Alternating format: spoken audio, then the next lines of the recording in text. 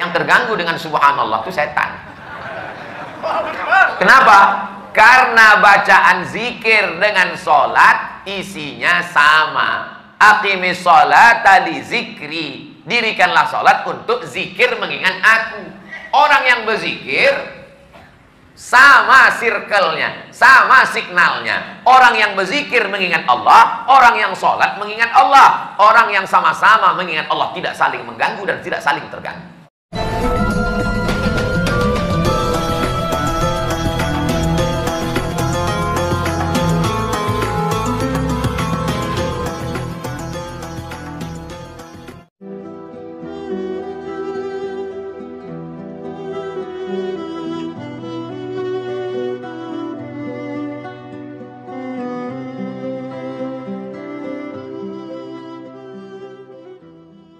Dari tanpa nama.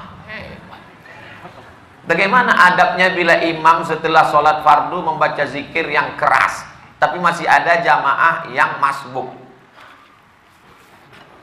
Tashwish, mengganggu. La tushawwish, jangan kau ganggu orang sholat. Yang dimaksud dengan kalimat mengganggu itu adalah bacaan selain zikir. Ada orang sholat, Allahu Akbar, tiba-tiba dia di samping nyanyi. Itu namanya mengganggu. Tapi kalau ada orang sholat yang lain yang sebelah, subhanallah, subhanallah, subhanallah, apakah terganggu? Tidak. Yang terganggu dengan subhanallah itu setan. Kenapa? Karena bacaan zikir dengan sholat isinya sama. Aqimis sholata li zikri. Dirikanlah sholat untuk zikir mengingat aku. Orang yang berzikir sama circle-nya, sama signalnya. Orang yang berzikir mengingat Allah, orang yang sholat mengingat Allah. Orang yang sama-sama mengingat Allah tidak saling mengganggu dan tidak saling terganggu. Jadi kalau ada orang sholat, orang sebelah itu berzikir, tapi zikirnya mengganggu, dua kemungkinan. Yang sholat itu setan atau yang berzikir itu setan. Dia udah tahu bahwa zikir itu tidak terlalu kuat, tidak terlalu pelan. Subhanallah, subhanallah. Udah tahu ada orang sholat, kuat-kuat matanya ke situ lah. Subhanallah, subhanallah. Ini setan. Ini setan yang sedang berzikir. Pak Ustadz, zikir setelah selesai sholat itu kan zikirnya sir. Itu menurut mazhab Syafi'i. Zikirnya jahar. Mazhab muridnya Imam Syafi'i, namanya Hambali, Imam Ahmad bin Hambal. Menurut mazhab Syafi'i, berzikir itu jahar sementara makmumnya tahu. Kalau makmumnya sudah tahu, zikirnya sir. Maka di sebagian masjid zikirnya sir. Pas imam ditanya, Pak Imam zikirnya kok nggak jahar? Makmumnya udah tahu. Ustaz Somad kalau jadi imam bacanya, saya kalau jadi imam zikir saya jahar. Kenapa Ustaz nggak baca sir? Karena makmum saya ada 3 orang nggak tahu.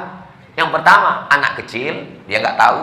Yang kedua, mu'alaf baru masuk Islam. Yang ketiga, orang tua, udah tahu, cuman lupa.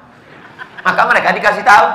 Anak-anak ini pulang ke rumah, nanti ditanya sama emaknya, nah, zikir di masjid tadi apa? Tapi kalau saya zikir kuat, dia tahu. Subhanallah, subhanallah. Tapi tidak terlalu kuat. Nggak mungkin juga orang di masjid zikir sampai subhanallah, subhanallah. Kalau zikir apa ngamuk?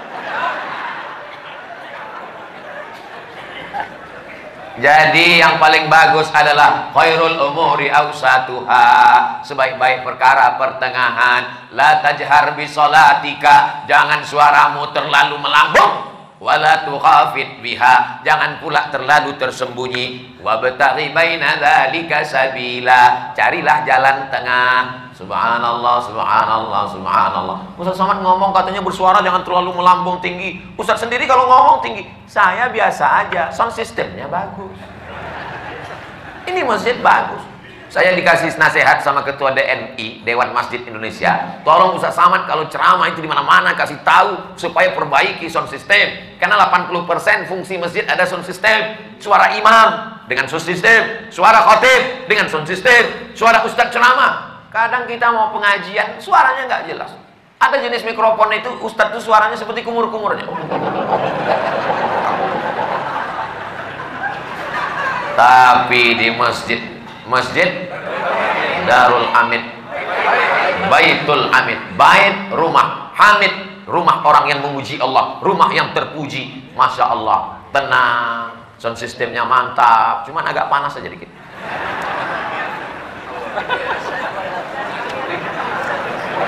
Negeri Bima memang luas. Pergi memancing ke Pulau Buru. Mengapa terasa panas? Karena Ustadz pakai baju baru.